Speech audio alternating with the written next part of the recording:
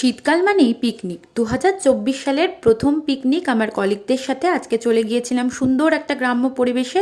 গিয়ে প্রথমে আমরা কাটাকাটি যা যা ছিল করে নিলাম, আর ওদিকে বাবলুদা মাছগুলো ধুয়ে নিচ্ছে কারণ মাছ ভাজা হবে। তারপর সর্ষে খেতে গিয়ে একটু ফটোশ্যুট ভিডিও শ্যুট করে এসে রান্না চাপিয়ে দিই।